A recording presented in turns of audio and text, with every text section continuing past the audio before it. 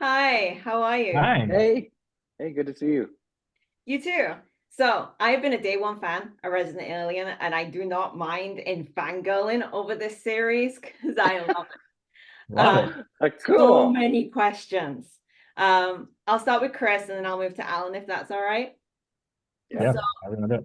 Chris, like, I get the feeling that the first season of this series had this theme of trying to find a place, trying to find a home, trying to figure out who you were. Yeah, And then this second season has had this theme of parental love, family, and sure. family doesn't always, as Supernatural also said, family doesn't always end in blood. Yeah. Can you share anything about a theme behind the third season at all? Yeah, I can. I mean, there's a couple themes going on. But one of them is even more so than the first season is an opportunity for all the characters to sort of look inward and kind of ask the question, who am I? They're all changing a little bit because of Harry's entrance into this world, and we're 3 seasons in now, and they're being a little bit more introspective. They're looking at themselves. They're wondering why they are who they are.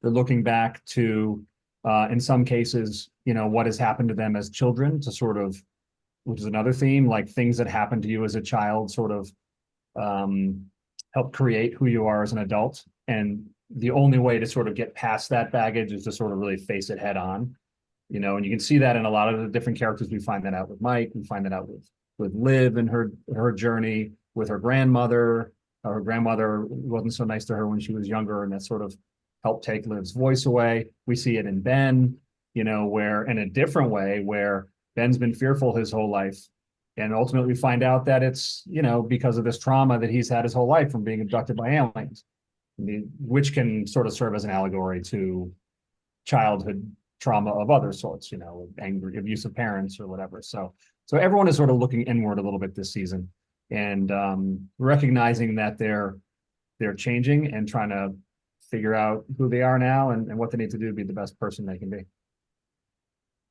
So the season two finale had this moment where you sort of broke the fourth wall and had the very real interviews brought in. What was the reasoning behind that, and will we see it more?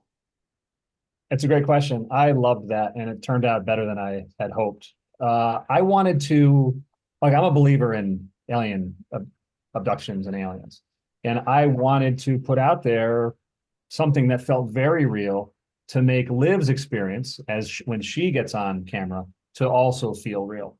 All those people we had before Liv are actual people with actual real stories. Those weren't actors, including the very first person we had, Mike, who's owns Dark Horse, and was willing to share his story about seeing a UFO when he was a child, Mike Richardson. So yeah, the real reason was to insert some reality. I'd love to do something like that again, because there's so many people who have these stories.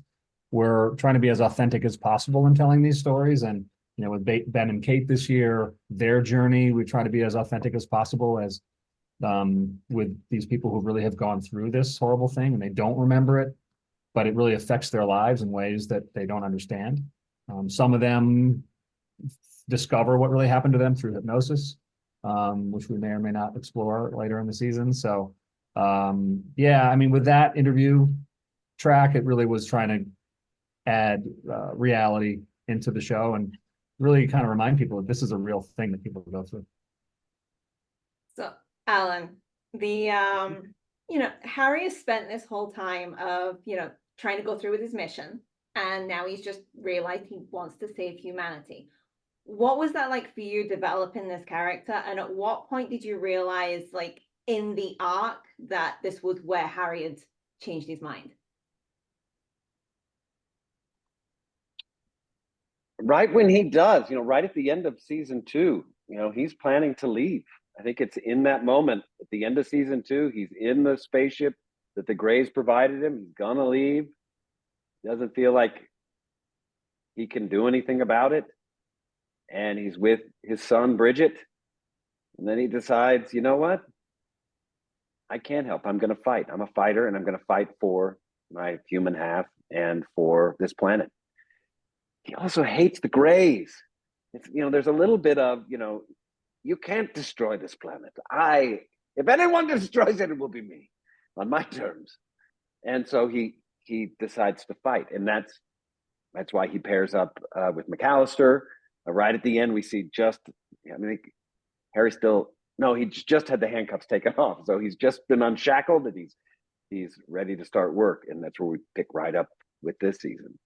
And it's a great place to be, to fight not just fight for the Earth, but to fight an adversary, fight the Greys that he does not like and that he knows personally what they're capable of and how awful they are. Up to this point, it's only really been, it has only been Asta who knows the truth, really. We can't really count Max, he's a kid. Harry certainly doesn't count him. What's it been like now having more people know the secret and actually be able to, be a bit more open with these characters on screen now? That's great. I get to work with more people now as part of what the practical repercussions of that is. I have some great stuff with Alice, with Darcy this season, where she's like everybody this season, looking for her purpose and who she is, and now she wants to help with saving the Earth as well. It's a pretty big purpose, and without spoilers, we work a little together, but to varying degrees of success. And I love it. I love having her around, that she can be, not only we can have scenes that have conversations about what's really happening. It's not just all trying to lie, but we can go on adventures together and have, we can missions. And there's so many aliens this season. I'm not the only alien this season. There's at least 3 full blood. Well, I'm becoming more half and half because I'm becoming more human all the time. But 3 primary aliens, and then a lot of half. I don't want to call them half breeds. That just sounds insulting. They're gray aliens that mated with humans. They're multi-species, multi-special people. Gotta try and write that in now into the show of trying to explain who they are. Yes. Thank you so much. That is all I've got time for. But it's well, hey, great talking to you both. Thank you so much. I'm glad you like the show. Thanks a lot. I'm thrilled you like the show, and I'm thrilled you referenced the interviews. That was one of my favorite things we did.